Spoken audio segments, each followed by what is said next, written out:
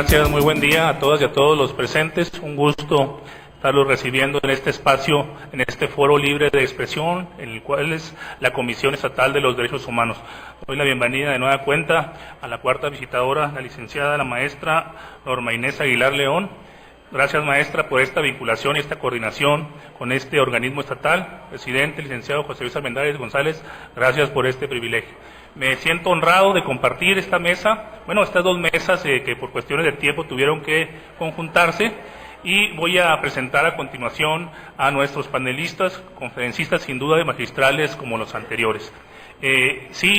Priorizando siempre en el marco del respeto las opiniones. Sabemos que podemos estar o no podemos estar de acuerdo con las opiniones vertidas, sin embargo, lo que aquí se diserta básicamente es para enriquecer la participación de cada una de las personas y que toda esta participación ciudadana se vea traducida en cambios o adecuaciones en materia de participación política. Gracias por su presencia y me voy a permitir presentar a nuestros participantes. En primer lugar, doy la bienvenida a la licenciada Graciela Guadalupe Buchanan Ortega. Ella es licenciada en Derecho en la Universidad de Monterrey. Bienvenida, licenciada, un gusto tenerla aquí en esta comisión. Ella ha participado en diversos cursos, diplomados, seminarios y talleres en Derecho Civil, Juicio de Amparo y sus reformas, Introducción al Common Law, Derecho Penal y Delitos Especiales, Derecho de Menores y la Familia, Bioética Legislativa, Derecho Electoral, Justicia Electoral y Violencia Familiar, impartidos por la Universidad de Monterrey, Colegio de Bioética de Nuevo León, Facultad Libre de Derecho y Harvard School of Government. Se desempeñó como catedrática e investigadora de la Facultad Libre en Derecho de Monterrey. Es catedrática de la Maestría de Bioética del Colegio de Nuevo León, impartiendo los cursos de legislación de bioética. Ha impartido más de 80 conferencias en toda la República de diferentes tópicos. Ha sido galardonada por instituciones públicas y privadas por docencia, impartición de justicia y como mujer destacada.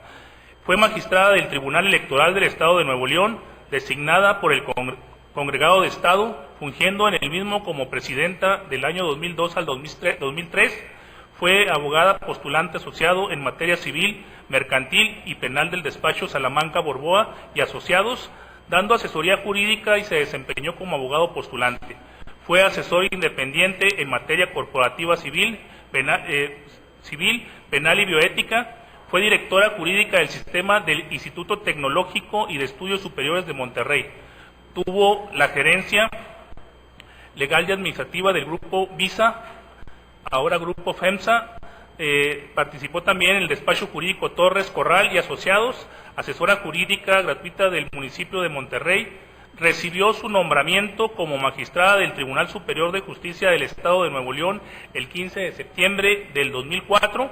Fungió como presidente del Tribunal Superior de Justicia y del Consejo de la Judicatura del Estado, electa para el periodo comprendido del 1 de agosto del 2011 al 31 de julio del 2013. Actualmente ella es magistrada de la Quinta Sala Familiar Unitaria del Tribunal Superior. Damos un fuerte abrazo, un fuerte aplauso. Me voy a permitir estar nombrando cada uno de los participantes conforme vayan agotando su participación o su disertación. Maestra, bienvenida de nueva cuenta y esperamos su participación si es tan amable.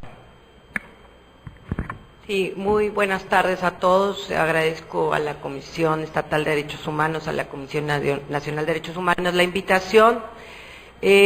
Yo quiero darles una muestra más o menos generalizada de cuáles son los derechos y las obligaciones que tienen los padres en relación con los hijos. Todo derecho es correlativo de una obligación. Y cuando estamos hablando de menores, de niñas, niños y adolescentes, evidentemente para ellos son derechos y quienes tienen que cumplirlos no solamente son los padres, los que lo tengan bajo su custodia, sus tutores, las instituciones educativas, sino también el Estado tiene una obligación trascendental en relación con hacer cumplir los derechos de los menores, los derechos humanos fundamentales en los que está sustentado el desarrollo sano de un niño y que genera una obligación parental. Toda obligación que nace para los niños, niñas, adolescentes, es derivada fundamentalmente hacia los padres de la filiación. La filiación es el vínculo consanguíneo por haberse dado la procreación, pero no necesariamente esa es la única fuente de donde deriva el derecho que obliga a los padres. También existe la otra forma que ya habían estado comentando, en el caso de la filiación civil, que sería la adopción, pero como les repetía, el Estado tiene obligaciones fundamentales porque existen niños, porque evidentemente nadie nace de la generación espontánea, donde no tienen una vinculación filial porque no se les ha acreditado el derecho fundamental que es la identidad y que se les está registrado. El derecho a la vida, que está desde consagrado en el artículo 3 de la Declaración Universal de los Derechos Humanos, es inherente a todos. Y sin embargo nuestra Constitución no lo manifiesta expresamente, pero deriva evidentemente de todos los demás derechos humanos que están ahí consagrados, puesto que no habría derechos humanos si no existe el derecho a preservar la vida, aun y cuando artículos como el 4 o el 16 constitucional hacen una referencia, pero no es directa, porque no se requiere. Y de ese derecho a la vida deriva el derecho fundamental de toda persona, que es el derecho a la dignidad. El derecho a la dignidad que está consagrado en nuestro artículo 1 constitucional, en su último párrafo, parecería que solamente se vincula a la no discriminación por sexo, edad, preferencias sexuales, religión, etnia, mas sin embargo no es solamente derivado de una no discriminación.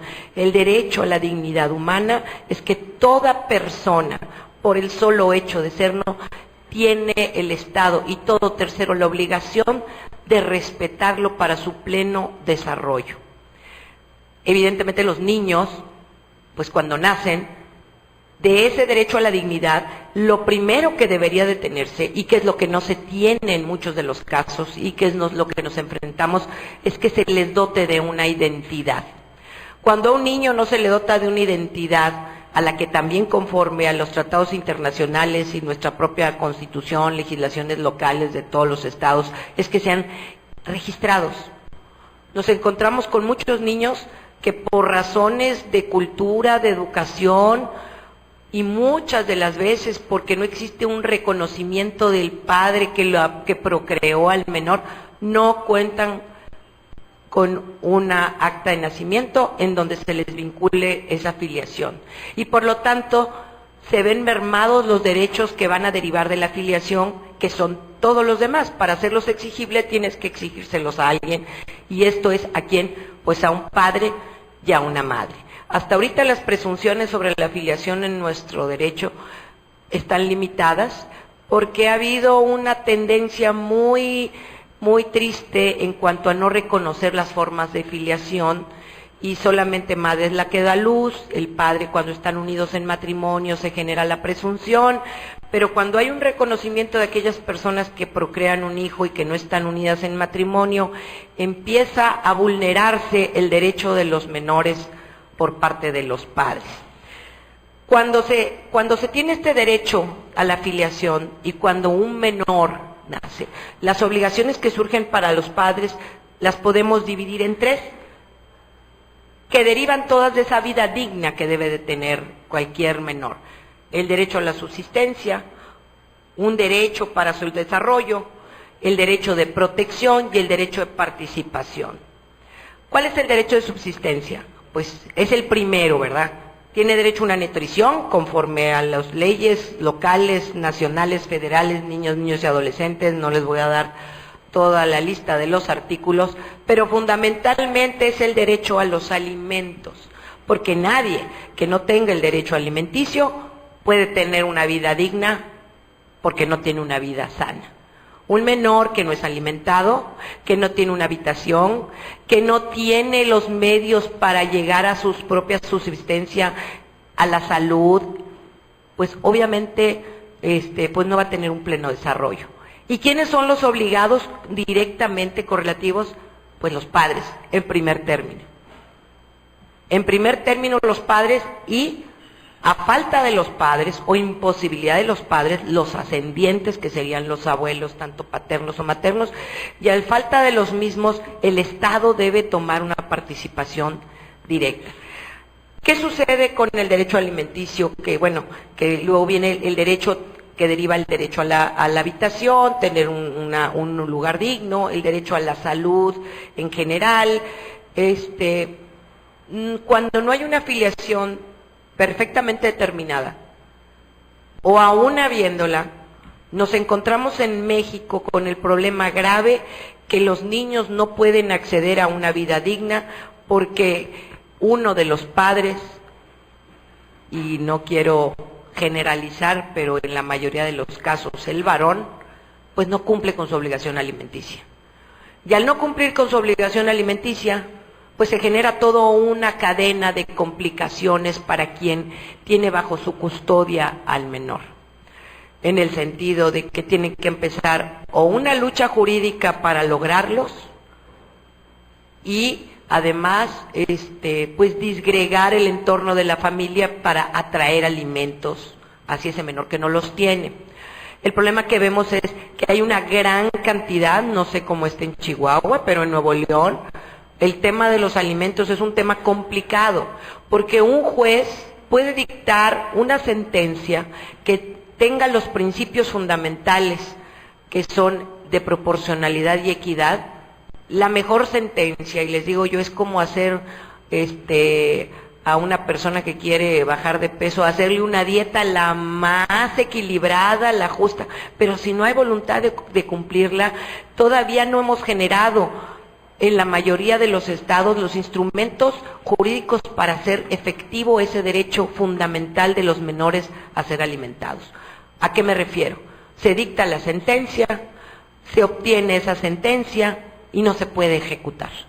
Y no se puede ejecutar porque hay evasión del empleo, porque simula ingresos, inclusive abandona el empleo, o sencillamente porque no hay padre a quien demandarle esa pensión.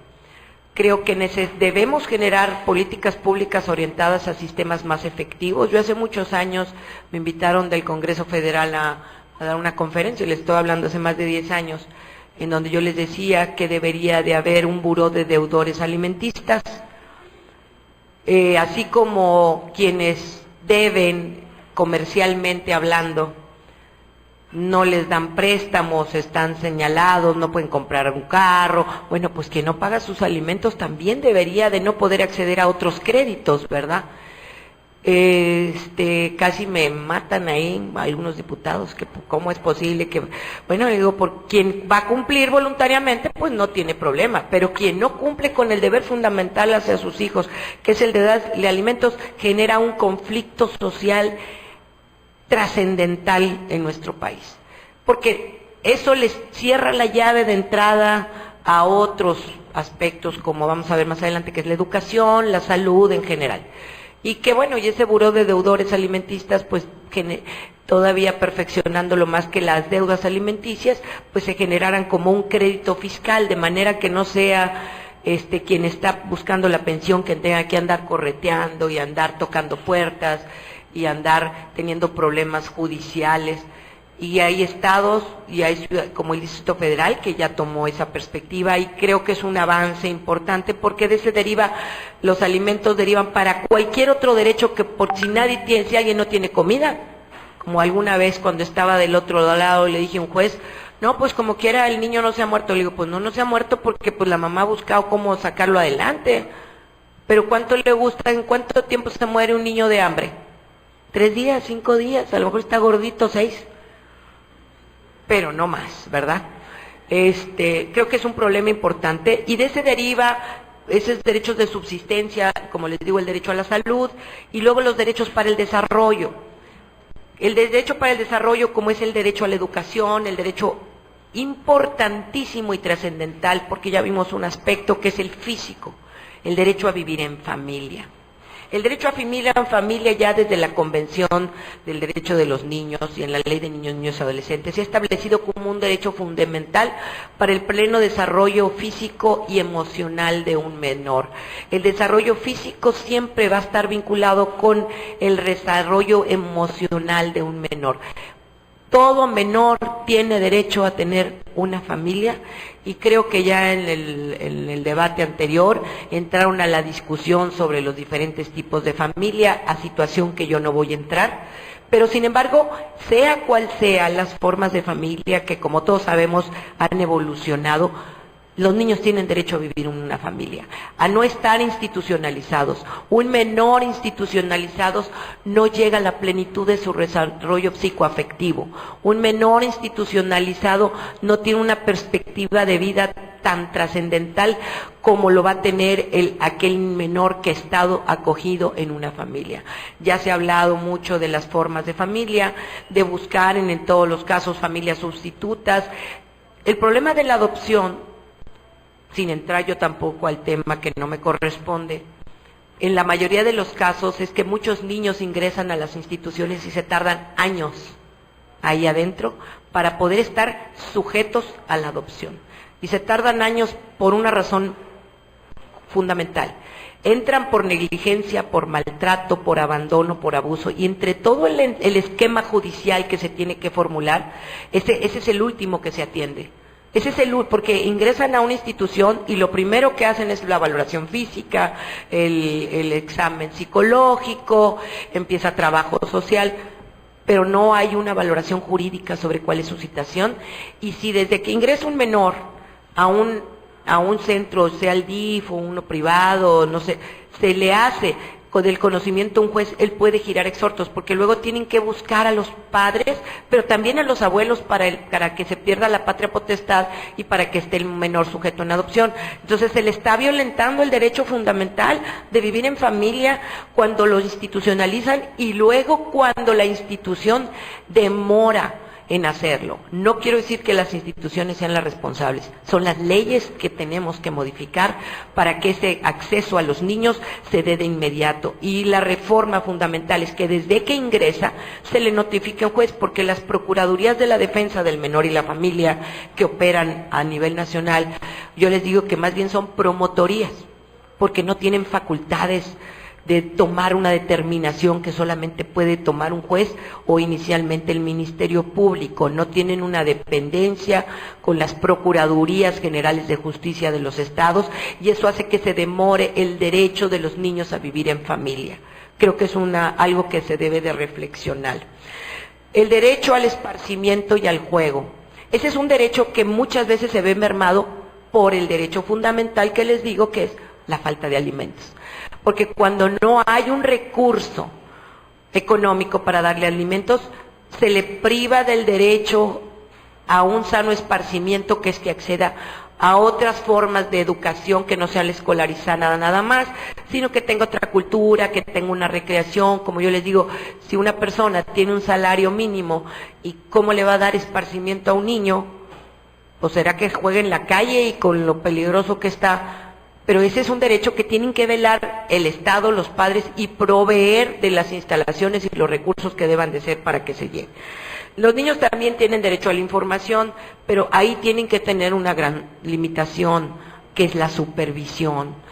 Los problemas que hemos tenido, y no sé si ustedes escucharon en Nuevo León, ahora con los menores que tienen un acceso muy grande a los nuevos formas informáticas de Internet, tienen demasiado acceso a mucha información que no están capacitados para poder analizar y discernir. Y la falta de supervisión de los padres les genera a los padres una corresponsabilidad, porque son los padres los que están obligados a ver qué es lo que pueden acceder a sus niños, qué es lo que pueden ver. Todo el mundo tiene ahora sistemas móviles de teléfono, internet, y ¿hay candados parentales? Deben de generarse reformas legislativas que obliguen que todos los medios que tengan difusiones de Internet establezcan candados parentales, porque esa información atrofia el desarrollo pleno de los niños cuando se les da una información que no es adecuada a su edad y a su formación. Un derecho importantísimo es el derecho a la identidad, que ya les comenté, a la intimidad, que en este caso nuestra Constitución, el artículo 16 también lo habla, la Ley General de Niños, Niñas y Adolescentes también lo habla, que sean, y ese va muy vinculado muchas veces con el derecho a vivir libres de violencia. Tenemos una violencia excesiva vivida en las familias. Cuando una mujer sufre violencia familiar, generalmente que es violentada, repercute en el entorno de sus hijos. Cuando un hombre es violentado, repercute en el entorno de sus hijos. Cuando un niño es violentado, ya no nada más repercute en su entorno, ya requiere apoyo especial. Los niños tienen derecho a una vida libre de violencia. Se tienen que establecer programas específicos para detectar en las zonas conflictivas los lugares donde se genera violencia familiar. Y yo les decía, y generar la cultura de género, generar la cultura de derechos humanos, no es labor de un día, tampoco es labor de trípticos. Yo les digo que los trípticos son como los edictos, ¿verdad? Los edictos solo sirven para madurar papayas y aguacates porque nadie los lee. Y los trípticos solo sirven para echarse aire y anotar recados. Tiene que haber programas que verdaderamente hagan una difusión y no solamente de cultura, sino les tienes que dar a esos niños albergues. Les tienes que dar a esas personas que están inmersas en la violencia centros de refugio inmediatos. Tienes que dar especialización en los ministerios públicos. Como me decían, no, es que estamos capacitando a todos. Pues no capacites a todos, capacita a 2 en cada CODE, en cada centro de orientación, a 2 especializados por turno y que lleguen ahí y que los manden con ellos, porque no todo mundo tiene la visión ni la apertura para ver la violencia de género, ni otros tipos de violencia. Algunos quieren mediar la situación, la violencia no es mediable y mucho menos la de los niños. Y esa es una responsabilidad de los padres que se traduce en situaciones de no cumplirse que lleven a la pérdida de la patria potestad o a la limitación o a la suspensión y obviamente a un delito. El delito, no sé cómo se llame aquí por la falta de administración de alimentos, es el de abandono de familia. El delito de abandono de familia creo que es un delito que es una fórmula de presión para dar los alimentos, pero no nos soluciona el problema. Porque si afuera no daba alimentos, pues adentro de la cárcel menos. Entonces tenemos que buscar esquemas legislativos. Tienen derecho a la libertad de expresión o pensamiento y tienen que ser respetados por los padres con la justa medida. Pero esa libertad de expresión y de pensamiento se ve traducida particularmente en que los criterios que ha sentado la Suprema Corte de Justicia para ser escuchados en los procesos que puedan verse mermados sus derechos. A veces se ha extralimitado ese derecho. ¿Por qué? Porque un menor de 4 años o de 3 años que alguna vez alguna autoridad federal a mí me ordenó escuchar, pues ¿qué le dices a un niño de 3 años si apenas sabe hablar? Oye, niño, ¿qué opinas del juicio? No pueden opinar. ¿Y cuál es el problema? Tienen que estar asistidos por psicólogos y por especialistas y la situación es que no todos los jueces están capacitados para escuchar menores. Necesitamos generar también que los jueces tengan una capacitación en ese sentido y que pueda haberse una valoración específica. Les digo, ¿cuál es mi principal obligación de decirles el día de hoy y por limitación del tiempo? Porque todo, la guardia custodia, la convivencia es un derecho de los niños que se ve traducido en eso, los padres tienen obligación de representarlos, tienen las facultades de corregirlos, pero mesuradamente, sin que se violente su dignidad. Pero ¿cuál es, creo yo que es algo con lo que quisiera ahorita terminar por cuestión de tiempo? La obligación que tienen los padres, conforme a nuestro artículo 4 constitucional, todo hombre y mujer tiene derecho a tener el número y espaciamiento de los hijos que desee, pero de una forma responsable. Todo el mundo se va con que yo tengo derecho a tener el número que quiera de hijos. y espaciados como yo quiera tener, si los quiero seguidos, pero se les olvida en la forma responsable. Es un derecho humano de los niños el tener padres responsables, y la procreación siempre tiene que estar ligada a la responsabilidad. No se puede pedir una reducción de una pensión alimenticia porque haya nuevos hijos, porque entonces tenemos hijos de primera y hijos de segunda, a que coman menos los de primera. Es que yo tengo derecho a rehacer mi vida. No, si nadie te dice que no, puedes rehacerla todas las veces que quieras, pero respetando el derecho de los hijos. Y esa es lo que se nos ha olvidado a los mexicanos, la reproducción responsable. Con esto termino mi participación y con esa reflexión, que solamente responsablemente procrear, a quienes se les pueda educar, a quienes se les pueda dar los alimentos, a quienes se les pueda brindar una familia y a quienes se les pueda dar un desarrollo psicoafectivo. Muchas gracias.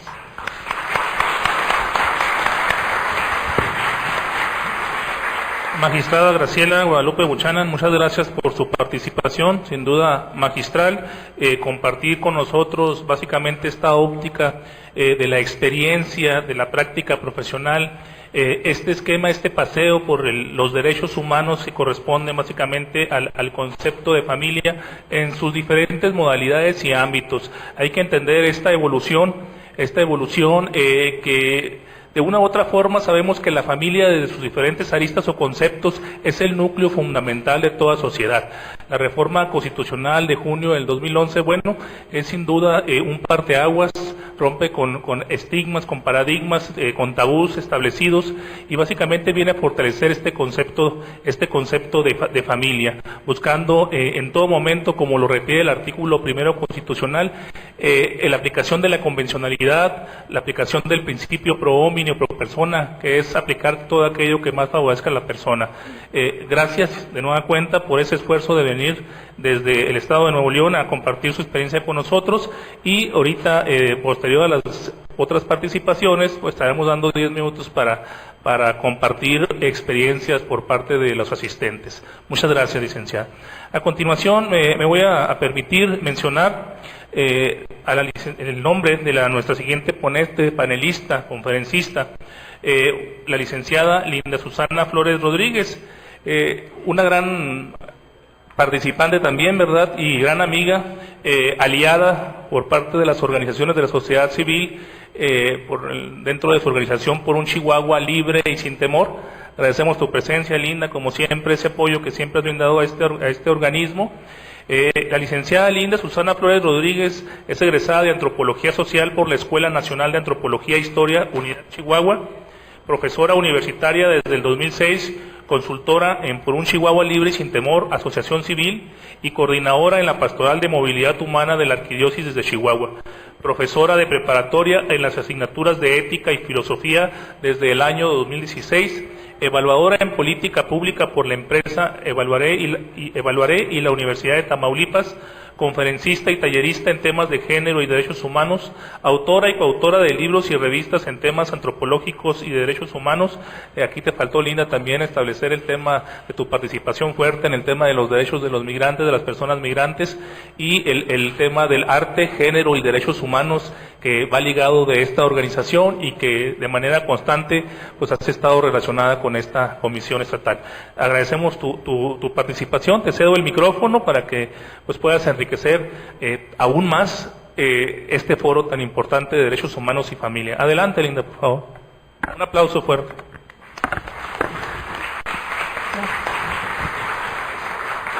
Bueno, muchas gracias a la Comisión Nacional de los Derechos Humanos. Maestra, muchas gracias. Licenciado, gracias a la Comisión Estatal por invitarme.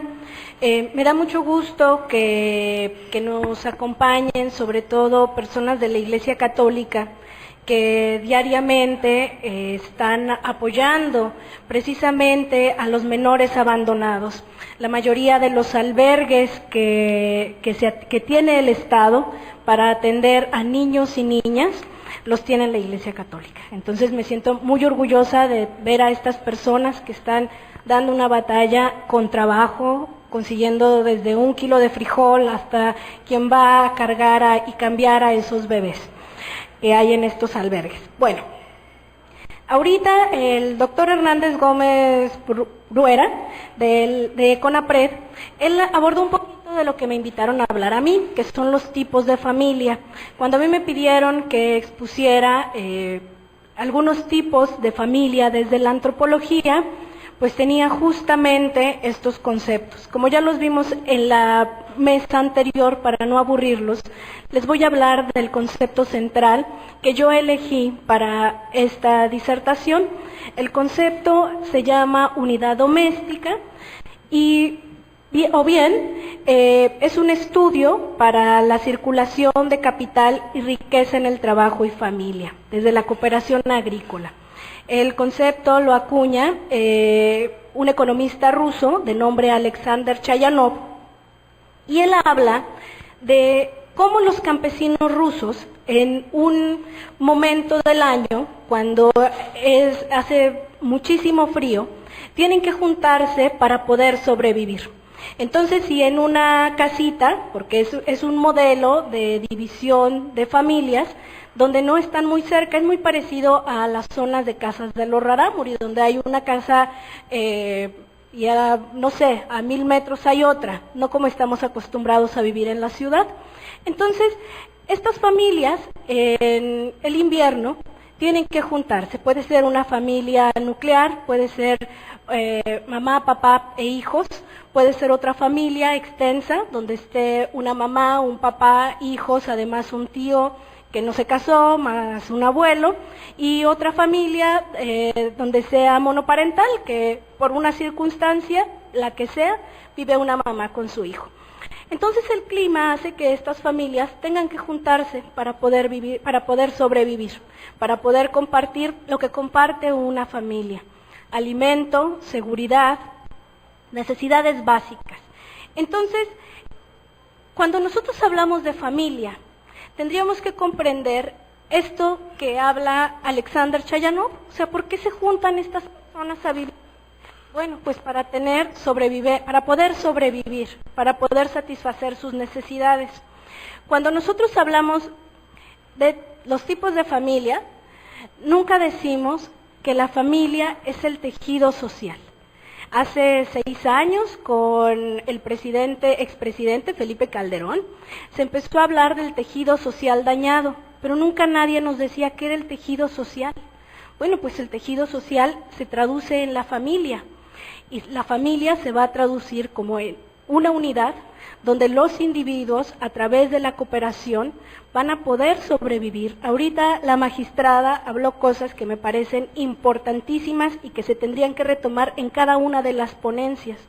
Primero, la obligación que tienen los estados para dar esta protección también a las familias, no nada más el padre o la madre. A veces las circunstancias de nuestro contexto en México y en el mundo, las familias no pueden responder a las necesidades que tienen los menores. Entonces el Estado tendría que hacerlo. En el tema de los migrantes, la Iglesia Católica responde a estas necesidades que tienen las familias. Basta y sobra que les voy a compartir unas cifras que nos comparte la Casa del Migrante de la Diócesis de Ciudad Juárez, que son muy parecidas a lo que nosotros trabajamos aquí en Chihuahua, considerando que el punto donde la mayoría de estas familias está llegando, pues es Juárez. En el 2016 se atendieron a 1,257 familias, y entendiendo familias nucleares, extensas, monoparentales. De estas familias hubo 3,000 menores. Estamos considerando que estos menores llegaban en condiciones, ahora sí que sin cubrirse ninguna de sus necesidades. Y quien asume la protección, tanto de la familia como de los menores, pues es en este caso la Diócesis de Ciudad Juárez. Aquí en Chihuahua, la arquidiócesis el corazón de nuestra arquidiócesis, Monseñor Don Constancio, pues nuestras cifras que empezamos a trabajar a niveles pastorales no son ni la mitad, porque hay que considerar que pues no todos llegan aquí, no todos descansan en la ciudad, que son a los que nosotros atendemos, pero en Juárez están atendiendo a estas personas. Entonces la iglesia como institución, hay que recordar que cuando yo me refiero a iglesia, hablo de una institución que cumple con las mismas características que la escuela, que me da mucho gusto ver también a estudiantes de la normal y de trabajo social, que al final son quienes van a estar también protegiendo a estas familias. A Elena de Corazón Azul, experta en el trabajo para la paz, y cómo no trabajar desde la paz para proteger a la familia. Entonces, en este contexto, podemos considerar que estas características de la familia, hay que retomar lo que la magistrada decía. Bueno, pues es que esta filiación que da la ley, también hay que considerar que para que la filiación sea patrilineal o matrilineal, o sea, que sea el peso al padre o a la madre, hay que considerar los espacios culturales y el contexto en el que vivimos. Eso tiene que ver con que si es una cultura donde se le da un peso esencial a las mujeres o a la participación de la madre o al concepto de la madre en el núcleo familiar o al padre. Y para esto me gustaría citar un fragmento de la UNESCO en tanto a la familia, para estar en la misma situación y poder sustentar esto que les estoy diciendo de acuerdo a la UNESCO. Cito: los estudios nacionales muestran que los modelos de familia que han predominado en cada país o región responden a la forma como se ha ido desarrollando la historia y la cultura de cada pueblo. Países como Uruguay, cuya población desciende de migrantes europeos, darán lugar a un modelo de familia nuclear permeada por la ideología de clase media, distinto al de aquellos países donde los factores étnicos profundizan las diferencias sociales. Tal es el caso de Perú, México, El Salvador y Ecuador, que presentan un alto porcentaje de mestizaje y de población indígena. Entonces, la misma UNESCO está reconociendo que esta filiación tiene que ver con la cultura propia de los países, con cómo nosotros percibimos a las familias. Dice el padre Pantoja para describir a la familia migrante: cuando migra la familia, migra el tejido social. Por eso, para quienes trabajamos temas de migración, tenemos que proteger a las familias. Si nosotros estamos considerando a las familias como un ente también de vulnerabilidad, nosotros estamos cuidando este tejido social. Ahorita, con mucho orgullo digo que la Iglesia Católica cuenta con un comedor, de los muchos que tiene en la ciudad, pero en particular con uno que es el de Mamá Carmelita, que está en la parroquia de la Divina Providencia. Entonces, este comedor recibe a connacionales repatriados, o sea, personas de Chihuahua que vienen de Estados Unidos y que vienen en condiciones cero. Familias que no tienen ni qué comer, que el padre no tiene trabajo, que las familias las separó la migración, donde el papá tuvo que irse a trabajar a Estados Unidos, la mamá se queda sola, tiene un trabajo en la maquila la señora y apenas con los 2 salarios podían mantener a una familia, pero ahora regresa también el padre y pues no tienen trabajo. Entonces, con mucho orgullo es este comedor quien les está dando el alimento, quien les está dando el vestido, desde donde estamos buscando algunas fuentes de empleo para estos connacionales repatriados. Entonces sería muy importante llevarnos eso que la doctora decía, o sea, la obligación que tiene el Estado de proteger a las familias y a los tipos de familia, en este caso a la familia migrante, considerando las características de las familias migrantes, considerando que a veces estos jóvenes, de estos 3,000 jóvenes que atendieron en Ciudad Juárez, 3,000 menores, a lo mejor ellos ni siquiera son familiares consanguíneos, pero la urgencia del hambre, de la pobreza, de sus propios países, los hace migrar juntos. Entonces ellos, todo su tránsito por México, van haciendo lo que Chayanov decía, bueno, pues es una unidad doméstica, pues ellos van haciendo lo mismo, están compartiendo el alimento, están compartiendo la seguridad. No es lo mismo ver a un joven solo de Guatemala, de 16 años o de 14 años, que ver a 9 jóvenes de Guatemala de entre 13 y 17 años juntos. Los agresores van a pensarla 2 veces y van a ser un ente de menor vulnerabilidad. Entonces nosotros, como estudiosos de la migración y estudiosas de la migración, consideramos que se tiene que comprender este concepto, que se aplicó a lo mejor en otro país y en otro contexto, pero nosotros, ¿por qué no retomarlo? Hay que teorizar cómo estos jóvenes están buscando sobrevivir juntos. Hay que hablar de las familias migrantes, cómo la migración por pobreza, por violencia, está dividiendo las familias. ¿Y qué está haciendo el Estado para proteger a estas familias? ¿Qué está haciendo el Estado para proteger a estos menores? La Iglesia Católica, como institución, está respondiendo a esta urgencia, pero hay que considerar que la mayoría de las personas que estamos en espacios de iglesia, pues no accedemos a los recursos. Dependemos de la buena voluntad de la gente que está aquí, que hay varias personas de la Iglesia Católica y me da mucho gusto verlos aquí y verlas aquí. Dependemos de esta buena voluntad y de una profunda conciencia social y un asunto de fe para poder responder a estas necesidades de las familias. Hace 2 meses nació una bebita en Ciudad Juárez. Entonces la Casa del Migrante, pues en este año ha tenido como 5 bebés, ha recibido 5 bebés y ha recibido mujeres embarazadas que ellas llegan y ya son una familia. Ellas llegaron en una condición de mujeres migrantes y se convierten ya en una familia migrante al estar en Juárez, porque nace su bebé ahí. Entonces ya hay todo un protocolo precisamente para estas familias. Pero aprovechando que también el doctor Hernández Gómez decía, bueno, pues es que debería de hacerse un consejo para la no discriminación, pues sería muy bueno que en ese consejo, ojalá y quienes estemos aquí, de todas las denominaciones religiosas, de todas las organizaciones, podamos ser parte de ese consejo y decir, bueno, pues vamos a proteger precisamente también estos casos que a nosotros nos competen, en lo que somos expertos, que son estos casos. En esta parte también me gustaría mencionarles que nosotros estamos viendo que los derechos de los menores en los temas de migración, si los migrantes adultos no tienen derechos, pues menos los menores migrantes. Cuando estos menores regresan aquí a Chihuahua, una preocupación es justamente el derecho a la identidad, lo que la doctora decía.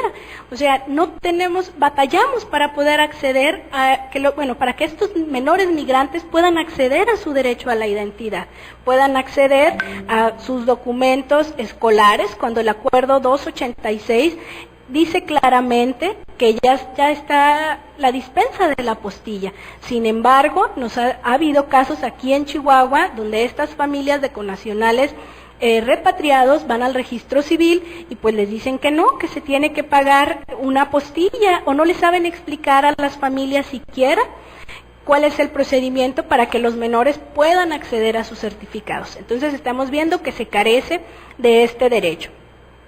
Y bueno, esta disertación me gustaría contarles también que tiene 2 objetivos. Primero, hablar desde la dignidad que implica el hablar de familia, el derecho a la dignidad, pero regresar esta dignidad también a la familia migrante, porque parece que no la hay, que no se le da a estas familias, a este tipo de familias. Y además hablar del derecho a la vida que tienen estas familias migrantes. La migración está separando a estas personas, no cuentan con ningún tipo de protección y los estados están siendo rebasados. Y el Estado no puede depender tampoco de una institución como la Iglesia para dar esta protección a las familias. Y como el licenciado Alarcón ya me está presionando, no sé qué, pues algo ya voy cerrando. Ahorita que también se hablaba de esta discriminación, me gustaría retomar que bueno, es que En un país como México, discriminamos todo. Discriminamos a las personas obesas, discriminamos a las personas católicas, discriminamos a las personas con identidad sexual distinta a la nuestra. Ni siquiera nada más a las personas homosexuales, también discriminamos a veces a quien nada más no pertenece o no tiene la misma identidad sexual que la nuestra.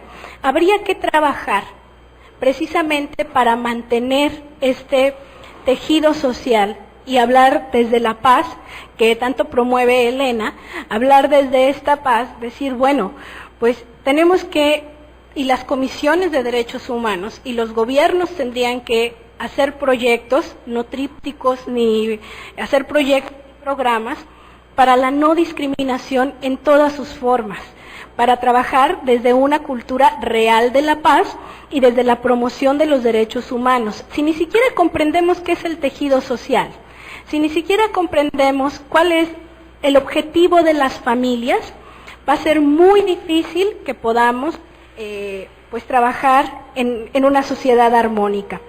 Hace 2 días, hablando de esta discriminación, hace 2 días en Ahumada, el padre Fernando Nava de la Fuente vivió un episodio brutal de violencia. Entraron a su espacio cuando él se estaba bañando, lo sacaron a empujones, a golpes, y le hacían cuestionamientos, pues desde por su fe, le hacían cuestionamientos de él y por su fe. Entonces estamos viendo que ningún grupo ahora sí que está exento de la no discriminación y de la violencia. Nada más para reivindicar esta parte de la mesa anterior. Pues muchas gracias por la invitación, gracias Lic, y pues qué gusto compartir el espacio con ustedes. Un fuerte aplauso. Quiero agradecer la participación de la antropóloga Linda Flores desde un esquema básicamente de las organizaciones de la sociedad civil. En las mesas anteriores escuchaba por ahí, ¿verdad?, pues de que había ciertas participaciones hacia cierta área nada más. No, este es un foro abierto, ¿verdad?, donde se escuchan las diferentes opiniones y tratamos de buscar precisamente esas aristas conservadoras, liberales, eclécticas, que en su momento van a permitir enriquecer la participación y el tema de la injerencia en materia de políticas públicas. Podemos pensar diferente, pero todas y todos somos iguales, y yo quisiera que leyéramos acá precisamente este tema, este axioma que tenemos nosotros aquí en la comisión, y es básicamente contribuir al proceso de humanización, generar una sociedad más consciente, una sociedad más humanizada, una sociedad en la que el diálogo, la tolerancia, el respeto a la libertad de expresión, el respeto a la ideología, a la diversidad de opinión, permeen este foro y en nuestra sociedad. Agradecemos de nueva cuenta, Linda, tu participación, y yo quiero felicitar al auditorio por esa presencia y esa permanencia constante, ¿verdad?, desde el inicio de este evento hasta este momento, y yo sé que va a continuar por respeto a nuestros panelistas, a nuestros conferencistas de gran talla y talento. Muchas gracias. Vamos a escuchar al siguiente ponente, que es el licenciado Jaime Chávez Alor. Licenciado, bienvenido, un gusto tenerlo aquí en Chihuahua. Él es abogado que cursó sus estudios de Derecho en la Escuela Libre de Derecho en la Ciudad de México, ganando varios premios por desempeño académico. Cuenta con experiencia laboral en los 3 poderes de la Unión y en consultorías privadas, tanto en el país como en el extranjero. En marzo del 2015 se incorporó en la oficina de la Procuradora General de la República como Director General de Seguimiento de Proyectos Especiales y posteriormente fue nombrado Coordinador de Asuntos Internacionales y Agregadurías de la Procuraduría General de la República. Del 2012 al 2015 fue asesor de la senadora Arely Gómez González, fungiendo como responsable de los temas de la Comisión de Justicia y de la Comisión de Derechos Humanos. Además, participó en las labores de las comisiones anticorrupción y puntos constitucionales. Colaboró en la coordinación de asesores de la Presidencia de la Suprema Corte de Justicia de la Nación y posteriormente en la coordinación de Derechos Humanos y Asesoría. Actualmente, él es titular de la Unidad Especializada en Ética y Prevención de Conflictos de Interés de la Secretaría de la Función Pública. Sin duda, al igual que los demás participantes, pues una gran trayectoria y una gran experiencia, un gran currículum. Maestro, licenciado Jaime Chávez, es suyo el micrófono. Adelante, por favor. Muchísimas gracias. Antes que nada, yo quiero agradecer mucho la invitación a la maestra Norma Inés Aguilar, cuarta visitadora general de la Comisión Nacional de Derechos Humanos, al maestro José Luis Armendáriz, presidente de la Comisión Estatal de Derechos Humanos. Para mí es un honor, un gusto estar aquí con ustedes, poder platicar sobre este tema tan importante. Ahorita estaba viendo el programa y estoy viendo que ya soy el último que pasa. Eso es bueno y malo. Lo malo es que pues ya fui tachando cosas de las que traía apuntadas que ya dijeron y entonces no quiero repetir. Y lo bueno es que pues ya tuve oportunidad de escuchar todo lo que dijeron los ponentes anteriores, de conocer también las preguntas del público asistente, que eso también es muy importante porque estos foros requieren ser un diálogo, no, ya lo decían ahorita, uno de los principios esenciales de la democracia es el diálogo, es el respeto de lo que se está escuchando, y eso es muy importante, sobre todo cuando estamos hablando de temas de derechos humanos. Cuando a mí me dijeron que tenía que participar en el tema de arreglos familiares y tipos de familia, pues lo primero que yo me puse a buscar, dije, a ver, pues ¿cuál es la definición de la familia? Es un concepto que todos tenemos muy natural porque pues todos tenemos una familia, todos nacimos en el seno de un hogar, papás, mamás, uno u otro, hermanos, primos, tíos, sobre todo en el norte de la República, donde también hay familias muy grandes. Bueno, pues es muy natural que es una familia. Y lo que sí encontré en todas las definiciones, se habla de que es el tejido social, como ya se mencionaba, que la familia también tiene un aspecto evolutivo, que es parte de un producto social y que es un elemento universal y fundamental a la sociedad. Cuando buscaba sobre los tipos de familia, pues veía que como toda clasificación es realmente arbitraria. Hay algunos autores que dividen los tipos de familia en 3. Encontré uno que divide en 25 tipos de familia, y la vez que yo leí dije, pues sí es cierto, ¿no? O sea, ya como queriendo desglosar mucho, sí puede haber 25 tipos de familia. Pero es una clasificación arbitraria que retoma diferentes elementos que tienen que ver con papás, con hijos, con abuelos, con parientes colaterales hacia los tíos, ¿no? Ya ahorita mencionaban algunos tipos, familias, en alguna parte leí una familia unipersonal, familias sin hijos, segundas familias, ¿no? Mencionaba la magistrada, pues gente que decide separarse del núcleo familiar que está en ese momento y tiene otra familia, tiene otra familia, tiene otra familia y terminan con 5 familias. Pues también hay una clasificación de familias subsecuentes. Tenemos también la clasificación de la familia homoparental. Pues la conclusión que llegué es que es muy difícil hablar de una familia, ¿no? Y por eso a mí me gustó mucho el título que pusieron a este evento, que es Derechos Humanos y Familias, porque no podemos hablar solamente de un tipo de familia, ¿no? Y ciertamente sí existe una concepción de lo que es la familia tradicional, en lo que nosotros estamos pensando en los elementos que en ciertos aspectos se le llama natural, ¿no? Que ya veíamos en la mesa pasada que hay que ser muy cuidadosos con lo que estamos definiendo con naturaleza y con lo que no estamos definiendo con naturaleza. Porque la naturaleza también es un concepto evolutivo. Y lo que era natural el siglo pasado, pues a lo mejor ya no es natural ahorita. Yo estaba recordando cuando hablaba el compañero de CONAPRED, tuve la oportunidad de analizar una sentencia de 1940 de la Suprema Corte de Justicia de la Nación. Estamos hablando del más alto tribunal de este país, de 1940. en donde los ministros encargados del asunto hacían un razonamiento diciendo que en un caso concreto no se actualizaba la hipótesis del delito de abuso sexual en contra de una mujer, porque esa mujer gustaba de salir a bailar los viernes, usaba falda y no iba acompañada de ningún hombre. Entonces, que la reputación de esa mujer, pues evidentemente era cuestionable, y por el cuestionamiento que se le hacía a esa reputación, una situación que configuraba un abuso sexual no era delito, por la reputación de la mujer.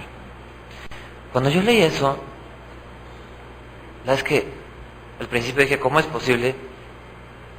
Pero es una cuestión de evolución de la sociedad. Y una cuestión de evolución de la sociedad requiere necesariamente de la evolución de la familia. De la familia donde hablamos que hay lazos afectivos, solidarios, fraternales. Pero en ninguna de las definiciones yo encontré que hablara de orientación sexual o identidad de género como un elemento de la familia. Y es que si nosotros decimos, ¿no? Se mencionaba que desde hace unos años se ha estado diciendo que el tejido de la sociedad está dañado y que necesitamos reconstruir el tejido social, que cómo le hacemos para reconstruir el tejido social. Muchos de los esfuerzos se encaminan a decir, pues tenemos que voltear, ver a la familia. Pero ¿cómo tenemos una familia fuerte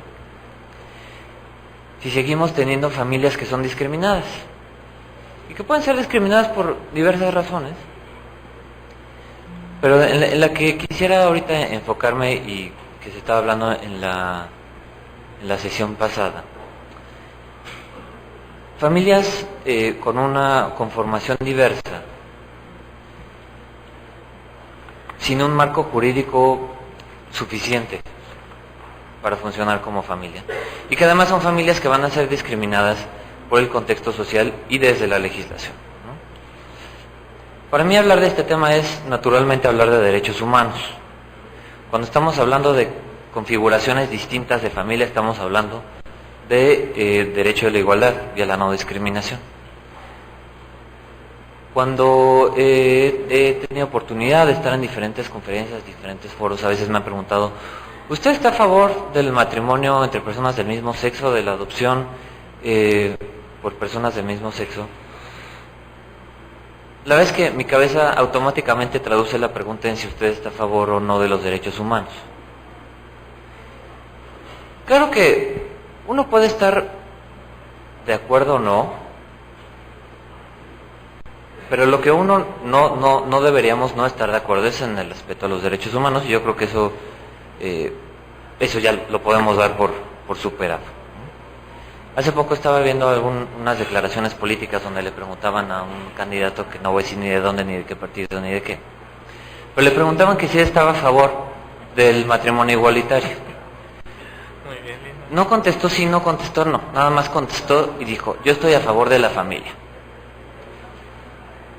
Entonces hubo personas que entendieron que sí está a favor del matrimonio igualitario y hubo personas que entendieron que no está a favor del matrimonio igualitario.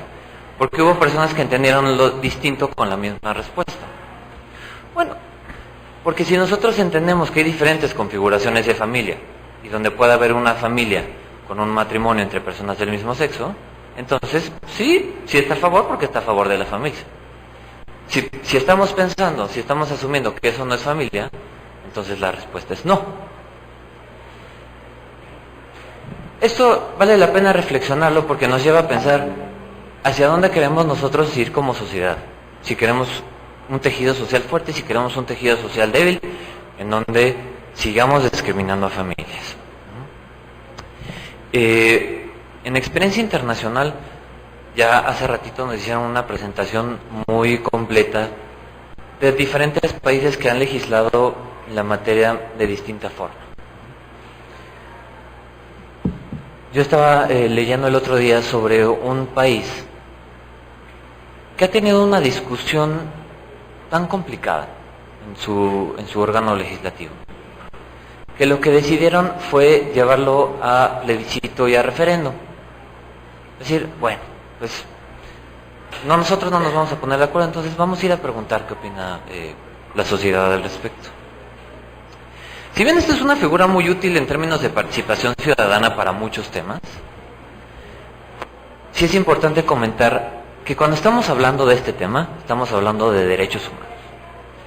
Y los derechos humanos, y esto no lo digo yo, son estándares internacionales, los derechos humanos de las minorías no están a consideración de la opinión de la mayoría.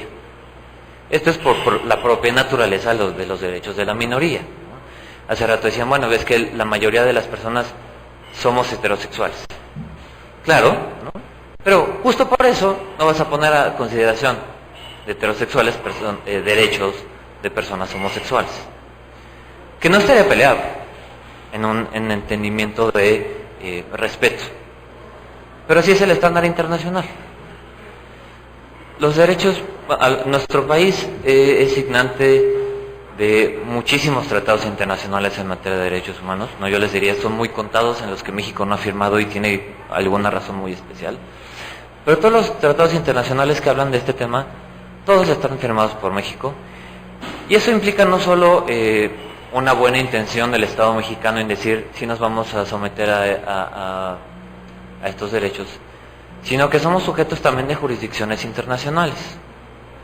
Jurisdicciones internacionales, llámese Corte Interamericana de Derechos Humanos, Comisión Interamericana de Derechos Humanos, los mecanismos de Naciones Unidas de respeto y protección de derechos humanos, en donde estos principios son, para empezar, claros, ¿no?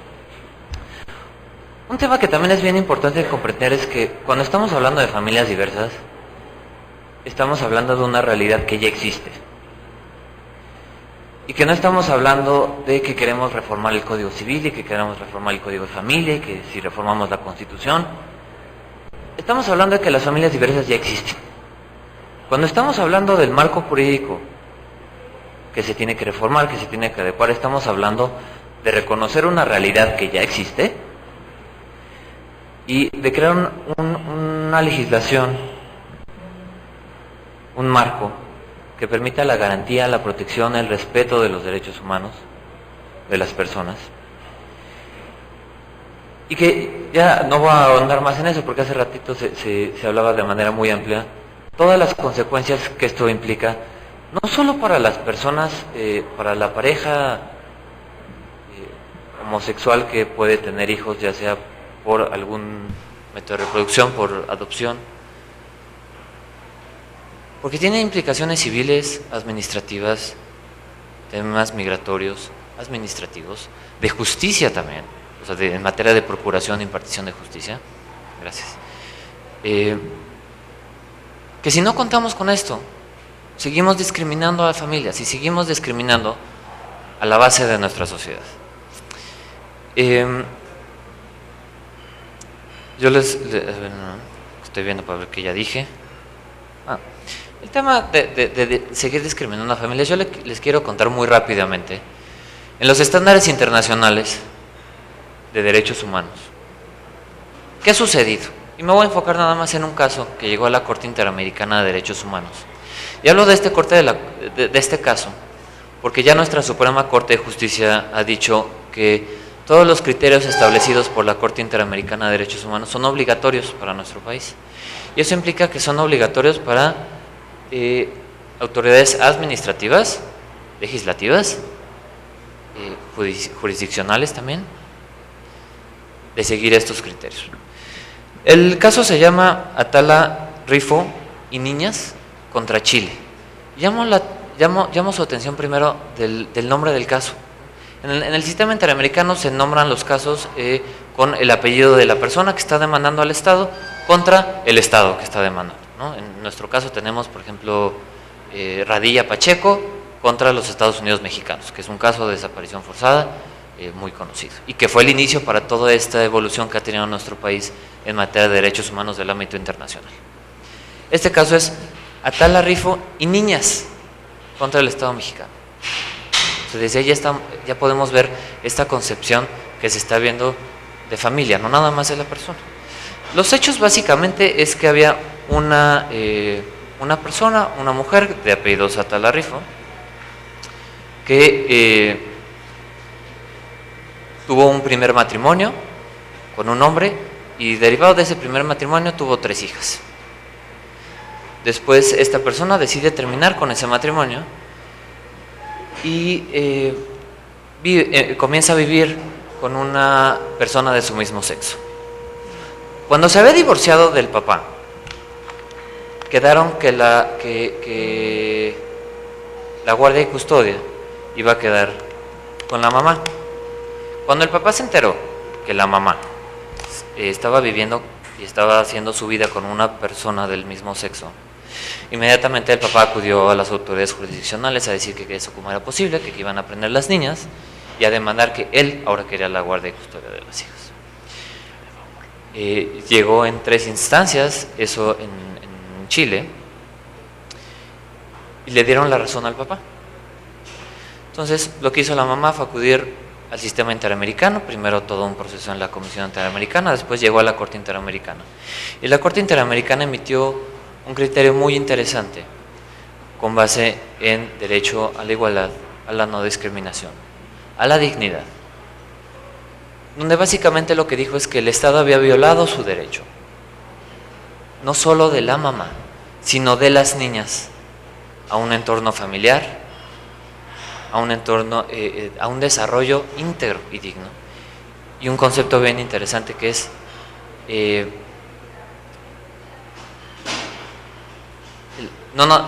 el desarrollo integral de los menores, la protección y el interés superior del niño no se violaba por esta situación, por vivir en una familia homoparental. Entonces, este es un primer caso que fue muy relevante porque el sistema interamericano nos va dando elementos. ¿De qué estamos hablando cuando estamos hablando de una familia? ¿Y qué derechos se están violando o no se están violando cuando estamos hablando de una familia? Yo nada más para concluir, que ya de mis 3 minutos yo creo que ya me quedan como 10 segundos. Cuando me presentaron dijeron que yo soy titular de la Unidad Especializada en Ética y Prevención de Conflictos de Interés de la Secretaría de la Función Pública. ¿Qué tiene que ver todo esto con mi cargo? Bueno, tiene que ver con que como parte de los esfuerzos del gobierno federal en respeto, protección, garantía de los derechos humanos, existe un código de ética de los servidores públicos. Y ese código de ética incluye los principios de respeto a los derechos humanos, igualdad, no discriminación, equidad de género, en donde los servidores públicos tienen que interiorizar ese actuar y estos criterios no solo nacionales sino internacionales respecto de qué significan estos derechos en el actuar tanto con los particulares en los servicios que se proveen los servidores públicos a los particulares, sino también entre los servidores públicos. Existe una guía que se emitió hace muy poquito de atención a denuncias, recomendaciones, de situaciones de discriminación, que también se va a publicar un protocolo que se está trabajando de la mano con CONAPRED. Porque podemos nosotros estar o no de acuerdo en estos temas al interior, pero el respeto de los derechos humanos no está en discusión. Y cada persona tendrá que cumplir con esto de acuerdo a nuestras obligaciones como ciudadanos, que vienen no nada más de nuestra Constitución, sino de todos los tratados internacionales de los que somos parte. Concluyo, muchísimas gracias. Un aplauso fuerte para el maestro. Maestro licenciado Jaime Chávez Alora, agradecemos su participación, sin duda un gran desarrollo en el tema de la tipología de los conceptos o diversos conceptos de familia, la invocación también de la sentencia de la jueza Atala Rifo y Niñas contra Chile. Bueno, es sin duda nos abre un panorama más amplio en el tema de esta participación. Ya queda básicamente la importancia de analizar a cada uno de nosotros desde diversas ópticas o perspectivas el concepto de familia y siempre en el tema del diálogo, de la tolerancia, del respeto a la igualdad de las personas, reconocer estos diferentes tipos de familias, su evolución histórica y entender que los derechos humanos son progresivos, que son universales, y en esa medida que podamos entender esta progresividad, pues también vamos a entender que tenemos que ir cambiando nuestra concepción, nuestra forma de pensar.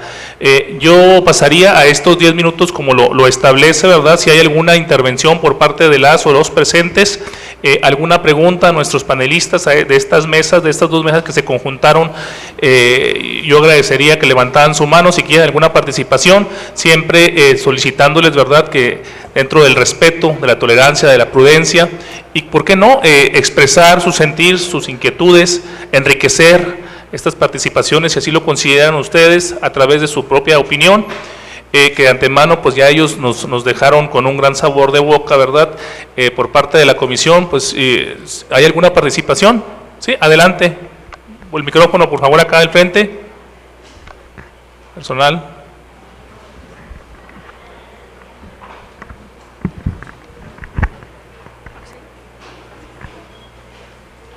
Tenemos 10 minutos a partir de este momento. No, nomás es una para opinión. Todos, perdón. Sí, es una sola opinión. Creo que están muy bien los conceptos, sobre todo de las obligaciones de los padres para con los hijos, los derechos de los hijos.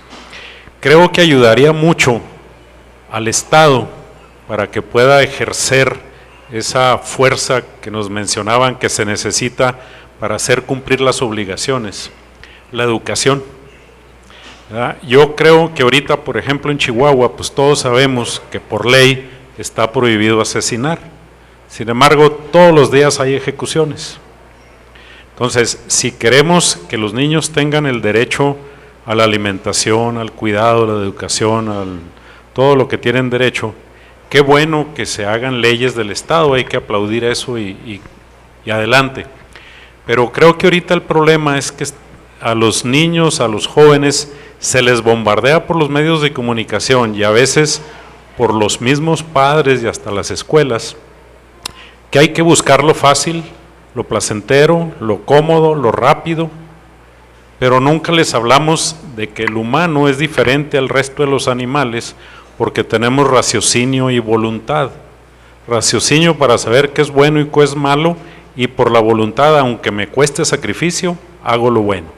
Entonces hay que educar en responsabilidad, hay que educar en trabajo en equipo, hay que educar en tolerancia, hay que educar en el esfuerzo y tratar de ir reglamentando todo ese bombardeo mediático de que lo que es bueno es lo fácil y lo placentero, el que vale mucho es el que mucho tiene y no importa cómo lo hagas, lo que importa es que llegues, o sea, todos esos conceptos hay que irlos combatiendo y eso ayudaría mucho a aplicar las leyes, a que fuera más fácil, ayudaría al Estado a aplicarlas, a los jueces a decidir, y esa es mi opinión, que yo creo que tenemos que pedirle al Estado que se vaya a la educación con valores. Gracias por su participación, muy valiosa, sin duda, un aplauso fuerte. ¿Alguna otra participación? Acá al fondo, por favor.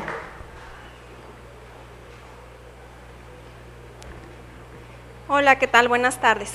Para felicitar a los ponentes y también a los de la mesa anterior, fueron muy enriquecedoras todas sus posturas. Y bueno, yo soy madre de familia, estuve invitada por la Escuela Montessori y si me permiten les quiero compartir mi experiencia. Es un hecho que existe esta diversidad de familias. Bueno, yo soy mamá de una pequeñita de 5 años y actualmente en la escuela tienen una dinámica que se trata de un día especial y cada niño tiene que explicar su vida mediante fotografías y bueno, todos los días viene mi hija y me dice, oye mami, fíjate que tal niña no tiene papá, ¿por qué no tiene papá? Oye, fíjate que otra niña a su abuelita le dice mamá, ¿por qué pasa esto? Oye, mira que, y luego va a la Ciudad de México, fíjate que mi amiguito tiene 2 mamás y no tiene papá, ¿por qué? Entonces yo lo que trato de explicarle a mi niña, en mi familia, es que cada familia somos diferentes. Y trato de enseñar pues que lo que ella conoce a su mamá, a su papá, está bien, pero no quiere decir que lo demás esté mal. porque, bueno, recordando el comentario del Señor, sí, los seres humanos tenemos la capacidad de raciocinio y de voluntad, pero lamentablemente también tenemos una fuerte capacidad de odio. Entonces, si nosotros en nuestras casas, como padres de familia, enseñamos a nuestros hijos a ver todo en lo blanco y lo negro, pues los resultados de lo demás se va a encargar el odio, creo yo. Entonces, sí, pues hacerles una invitación a lo que enseñamos en cada familia, en cada casa. Es todo, muchas gracias. Gracias, un aplauso fuerte. Otra participación, este lado, por favor. Muy buenas tardes, muchas gracias. Estoy muy agradecida a las asociaciones que nos hicieron estar aquí presentes, ¿verdad? Nosotros trabajamos con niños en las escuelas, en las tardes. Entonces, claro, hay diferentes y una gama inmensa de tipos de familias que se pueden dar, ¿verdad? Entonces, y para eso me preguntaba, y nosotros nos hemos dado cuenta de este tipo de modelo que se viene dando, o que buscamos también. Está la mamá, nosotros apoyamos a mamás que trabajan en Maquila, que pueden llegar hasta las 4:30, y entonces nosotros cuidamos a sus niños como quien dice, ¿va?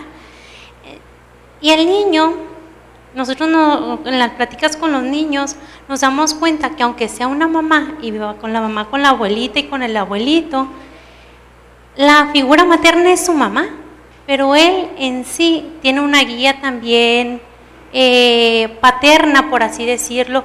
Muchas veces es el abuelito, el tío, entonces eso complementa al niño, ¿sí? O sea, entonces eso lo hemos visto nosotros, claro, ¿verdad? Hay diferentes tipos de familias y no quiere decir que las familias del mismo sexo no sean válidas, sí. Yo siento que para el bien del menor, ¿verdad? En su formación psicológica, la afectiva, lo más conveniente es eso, una familia papá, mamá. ¿Por qué? Por la complementariedad que existe, por la integridad que puede tener el niño el día de mañana. Entonces, yo no estoy en contra, ¿verdad? O sea, se respetan a las personas, igual hasta puedo tener amigos y familia, y son muy queridos por parte mía y por mi familia y por mis hijos. Claro que nunca voy a hablar mal de ellos, en contra de ellos, porque son parte también de nuestra sociedad. Entonces, enseñarles a nuestros hijos el respeto, pero también el visualizar, tener esa visión que decía la licenciada Graciela, de tener personas realmente especializadas para tratar estos temas, no nada más de que ahí viene el papelito, y es que así dice el papelito y así vámonos. No, o sea, son temas delicados, tienen que ver con niños que son indefensos, porque nosotros somos los que los mandamos a través de ellos, las leyes, las personas adultas, son las que decidimos por ellos. Entonces, sí es bien importante tener a personas especializadas en esos temas. No nada más decir, es que así dice esta ley, es que así dice esto otro. Sí, pero hay muchas otras circunstancias y situaciones, ¿verdad? Entonces, yo creo que es algo bien importante y claro, en nosotros está, como dice la compañera, la educación de nuestros hijos, la educación de los niños, los que tenemos niños a cargo, ¿verdad? Entonces, más que nada, educar en el amor al prójimo, ¿verdad? Y muchas gracias. Fuerte aplauso.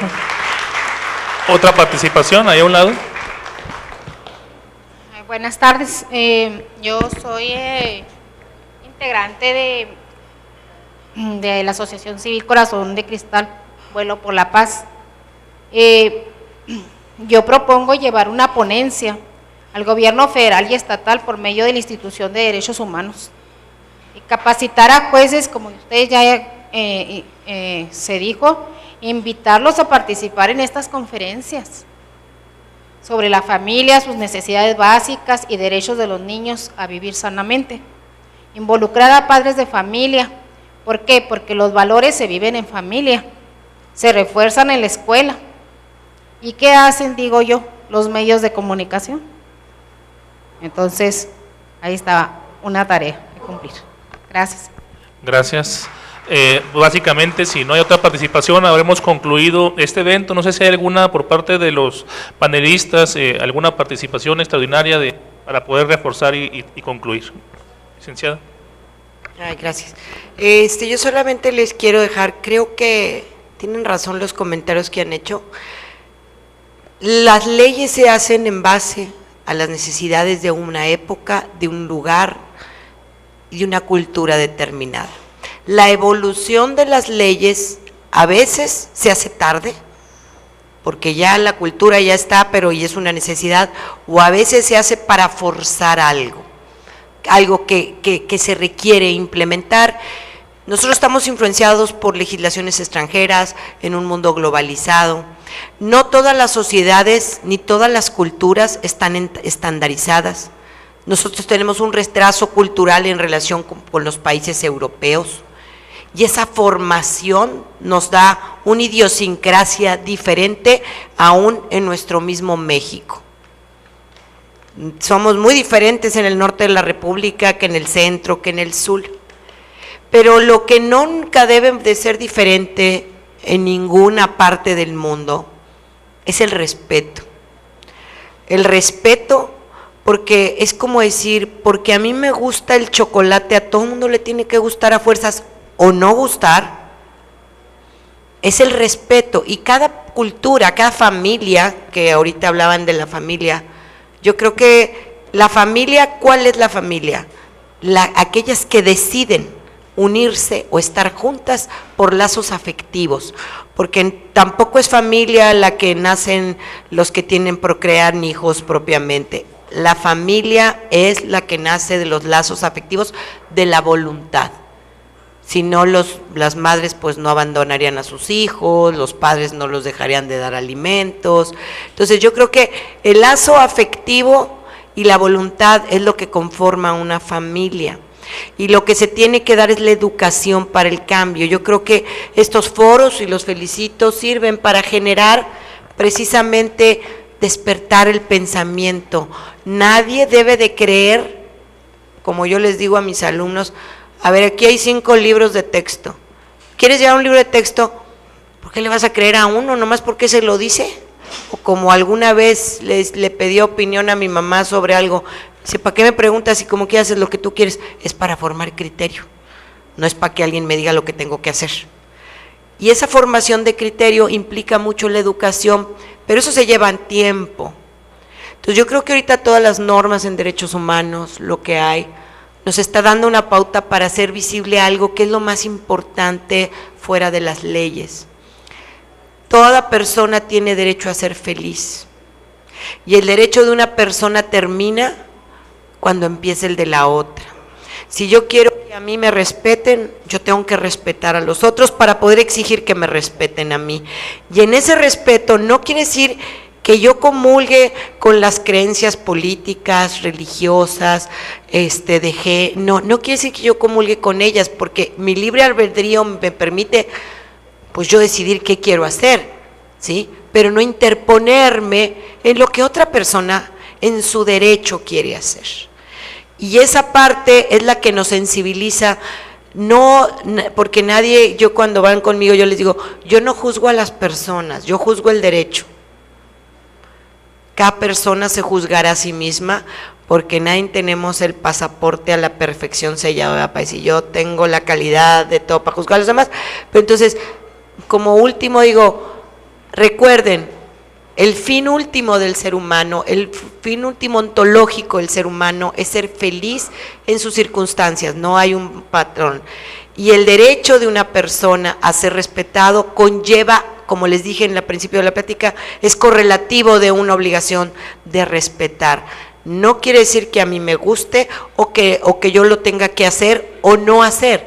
Es solamente el respeto, como dijo Benito Juárez, al derecho ajeno es la paz. Muchas gracias. Gracias. Un fuerte aplauso, licenciada Buchanan. Licenciada Linda Flores, ¿alguna participación?